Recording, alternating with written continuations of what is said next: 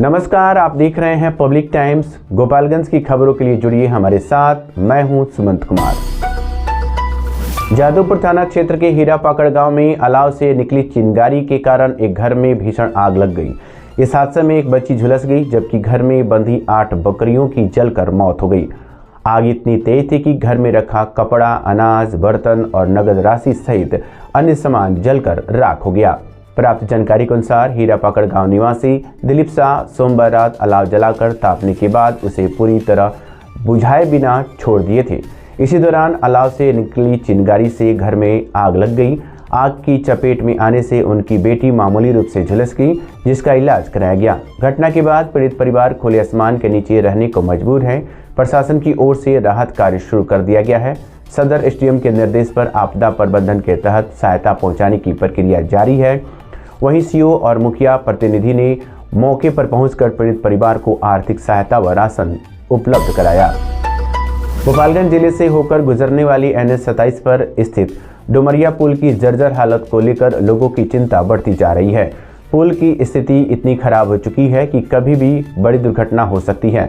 इस गंभीर समस्या को लेकर सांसद डॉक्टर आलोक कुमार सुमन ने केंद्रीय सड़क परिवहन एवं राज्य मंत्री नितिन गडकरी से मुलाकात कर पुल के शीघ्र पुनर्निर्माण की मांग की। सांसद ने बताया कि डुमरिया पुल NH 27 का अहम हिस्सा है, जिससे प्रतिदिन हजारों वाहन गुजरते हैं। पुल के जर्जर होने से यातायात प्रभावित हो रहा है और लोगों की जान को खतरा बना हुआ है। उन्होंने स्टील फ्रेम और स्टील गर्टर की तत्काल स्वीकृति देने का अनुरोध किया। मंत्री ने मामले को गंभीरता से लेते हुए संबंधित अधिकारियों को तकनीकी जांच कर शीघ्र प्रस्ताव तैयार करने का आश्वासन दिया। सांसद की पहल से क्षेत्रवासियों में पुल के जल्द पुनर्निर्माण की उम्मीद जगी है। घाट पुल जब हमारे गोपालगंज की जनता ने हमें आशीर्वाद देकर पहली बार सांसद बनाया, 17वीं लोकसभा में मैंने डुमरिया घाट पुल का और एलिवेटेड कॉरिडोर गोपालगंज का सवाल उठाना शुरू किया। जो डुमरिया घाट पुल 35 से 40 वर्षों से जर्जर स्थिति में थी और हम लोग का 17 वर्षों से ये एलिवेटेड कॉरिडोर पेंडिंग पड़ा हुआ था। ये दोनों को मैंने माननीय मंत्री श्री नितिन गडकरी जी से मिलकर दोनों को स्वीकृत कराया और काम भी शुरू हुआ। और ये हम लोगों का जो एलिवेटेड कॉरिडोर है गोपालगंज शहर का, वो बन कर तैयार हो गया, चालू भी हो गया।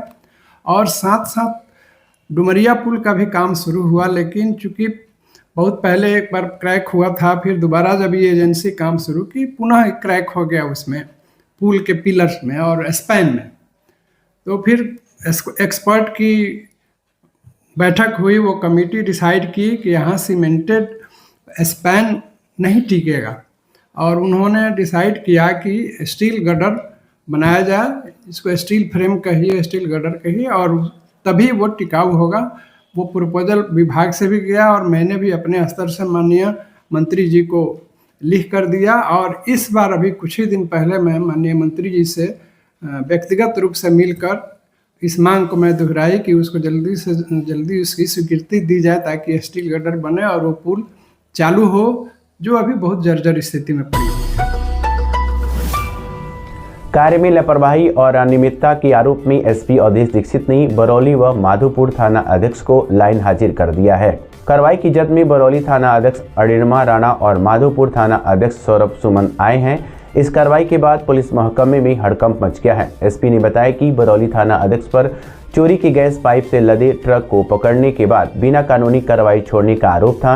वहीं माधोपुर थाना पुलिस द्वारा चोरी की बाइक के साथ पकड़े गए युवक को भी बिना कार्रवाई किए छोड़ दिया गया। जांच में आरोप सही पाए जाने पर यह कार्रवाई की गई। एसपी ने स्पष्ट कहा कि लापरवाही किसी भी सूरत में बर्दाश्त नहीं की जाएगी। जल्द ही संबंधित थानों में नए थाना अध्यक्षों की तैनाती की जाएगी। जिले के कटिया थाना क्षेत्र के सिमरिया टोला दर्जीपट्टी गांव में मकान निर्माण को लेकर हुए विवाद में एक महिला सहित 4 लोगों को मारपीट कर घायल कर दिया गया। घटना मंगलवार की है। घायलों को आसपास के लोगों की मदद से इलाज के लिए अस्पताल पहुंचाया गया। जानकारी के अनुसार गांव निवासी वशिष्ठ यादव की पत्नी सावित्री देवी अपनी जमीन पर मकान का निर्माण करा रही थी।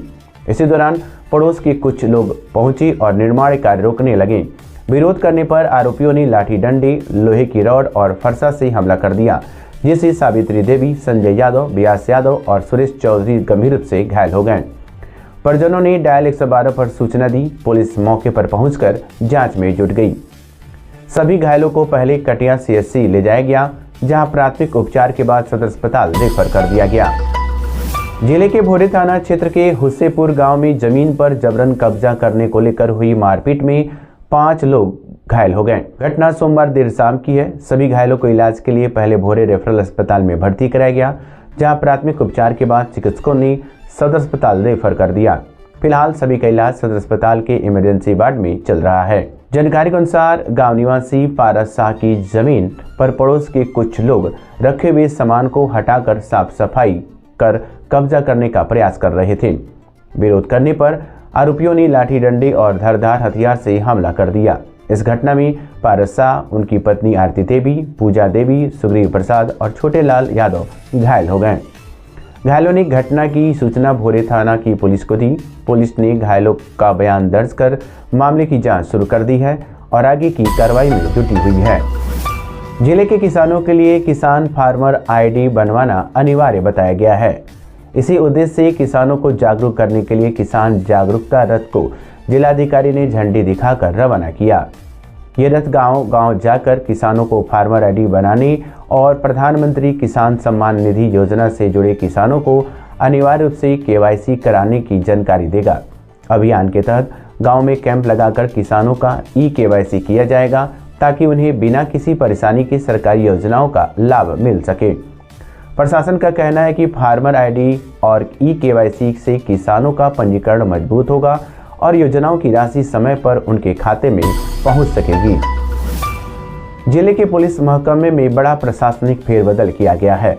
SP औदेश दीक्षित ने कई थाना प्रभारियों का तबादला किया है। दिवाकर कुमार काजी को अनुसूचित जाति जनजाति ST थाना का नया थाना अध्यक्ष बनाया गया है।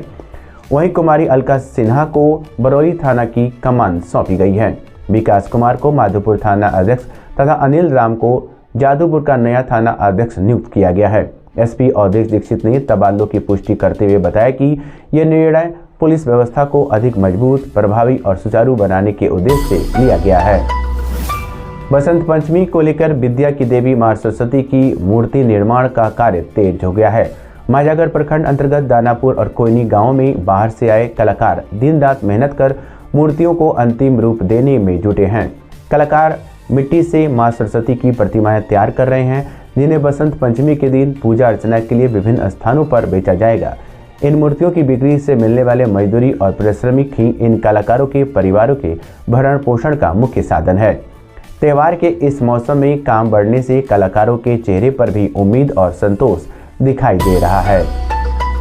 मंगलवार को माझा सामुदायिक स्वास्थ्य केंद्र में परिवार नियोजन कार्यक्रम के तहत 5 महिलाओं का सफल बंध्याकरण किया गया। ये प्रक्रिया प्रभारी चिकित्सा पदाधिकारी डॉक्टर तारिक इब्राहिम की देखरेख में डॉक्टर अशरफ अली द्वारा संपन्न कराई गई। इसकी जानकारी देते हुए अकाउंटेंट मुकेश ओझा ने बताया कि बंध्याकरण कराने वाली महिलाओं को निःशुल्क दवाएं उपलब्ध कराई गई। साथ ही सरकार की ओर से प्रत्येक लाभुक महिला के खाते में प्रोत्साहन राशि के रूप में 2-2 हज़ार रुपये भेजे जाएंगे। वहीं इस कार्य में सहयोग करने वाले उत्प्रेरक को प्रति बंध्याकरण 300 रुपये की प्रोत्साहन राशि खाते के माध्यम से दी जाएगी। मौके पर फैमिली प्लानिंग लेखाकार अविनाश पटेल, VCM सुनील कुमार और स्वास्थ्य समिति प्रबंधक सिद्धार्थ कुमार मौजूद रहे। तमिलनाडु से चंपारण स्थित रामायण मंदिर में स्थापना के लिए ले जाए जा रहे विश्व के सबसे बड़े करीब 20 फीट लंबे शिवलिंग के दर्शन के लिए सोमवार की शाम माझागढ़ थाना क्षेत्र के कोयनी ब्रिज के पास सैकड़ों श्रद्धालु उमड़ पड़े। भक्तों की भारी भीड़ के कारण NH-27 पर लगभग 5 घंटे तक यातायात प्रभावित रहा। मौके पर माझागढ़ पुलिस ने स्थिति संभालते हुए यातायात को नियंत्रित किया। शिवलिंग के दर्शन को लेकर श्रद्धालुओं की गहरी आस्था और उत्साह देखने को मिला। श्री श्री मां दुर्गा मंदिर न्याय समिति की एक महत्वपूर्ण बैठक आयोजित की गई, जिसमें मंदिर से जुड़े विभिन्न विषयों पर विस्तार से चर्चा की गई। बैठक में मंदिर की सुरक्षा व्यवस्था, कर्मचारियों की कार्यप्रणाली और आधारभूत संरचना को सुदृढ़ करने पर कई अहम निर्णय लिए गए। कार्य में लापरवाही बरतने वाले कर्मियों को हटाने और उनके स्थान पर नए कर्मचारियों की नियुक्ति का निर्णय लिया गया। साथ ही कार्यरत कर्मियों की मानदेय में वृद्धि और वर्ष में 2 बार पोशाक उपलब्ध कराने पर सहमति बनी। मंदिर सुरक्षा को मजबूत करने के लिए परिसर में ऑटोमेटिक लाइट के साथ 32 नए HD CCTV कैमरे और 2 वॉच टावर निर्माण का प्रस्ताव स्वीकृत किया गया। जिला पदाधिकारी ने गर्भगृह में किसी भी व्यक्ति के प्रवेश पर पूर्ण प्रतिबंध लगाने और थावे मंदिर के नाम से चल रहे अवैध सोशल मीडिया पेज बंद कराने के निर्देश दिए गए। जिला पदाधिकारी पवन कुमार सिन्हा के मार्गदर्शन में जन जीवन हरियाली जागरूकता अभियान के तहत जिला स्तरीय क्विज प्रतियोगिता का आयोजन 22 दिसंबर 2025 को किया गया था। प्रतियोगिता में जिले के विभिन्न विद्यालयों के छात्र छात्राओं ने उत्साहपूर्वक भाग लिया। प्रतियोगिता में उत्कृष्ट प्रदर्शन करने वाले प्रतिभागियों को प्रमाण पत्र, पुरस्कार एवं चेक प्रदान किए गए। प्रथम स्थान ज्योति कुमारी उच्च माध्यमिक विद्यालय कुचाईकोट, द्वितीय स्थान रिंकी कुमारी उच्च माध्यमिक विद्यालय लरौली बरौली तथा तृतीय स्थान प्रिया कुमारी उत्क्रमिक माध्यमिक विद्यालय मझरिया काला फुलवरिया ने प्राप्त किया। इस अवसर पर जिला पदाधिकारी ने सभी प्रतिभागियों को बधाई देते हुए कहा कि जल और पर्यावरण संरक्षण के लिए युवाओं की भूमिका सबसे महत्वपूर्ण है। जिला पदाधिकारी पवन कुमार सिन्हा ने जिले में चल रहे धान अधिप्राप्ति कार्य की विस्तृत समीक्षा की। समीक्षा बैठक के दौरान सभी प्रखंड सहकारिता पदाधिकारियों से उनके निर्धारित लक्ष्य के विरुद्ध अब तक की गई धान अधिप्राप्ति की स्थिति का गहन जांच की गई। जिला पदाधिकारी ने स्पष्ट शब्दों में कहा कि धान अधिप्राप्ति में किसी भी प्रकार की शिथिलता बर्दाश्त नहीं की जाएगी। सभी संबंधित पदाधिकारियों को हर हाल में निर्धारित लक्ष्य समय पर पूरा करने के निर्देश दिए गए। उन्होंने कहा कि किसानों के समयबद्ध रूप से धान की खरीद सुनिश्चित की जाए ताकि उन्हें सरकार की योजनाओं का पूरा लाभ मिल सके। बैठक में जिला सहकारिता पदाधिकारी, जिला प्रबंधक, SFC सहित अन्य संबंधित अधिकारी उपस्थित थे।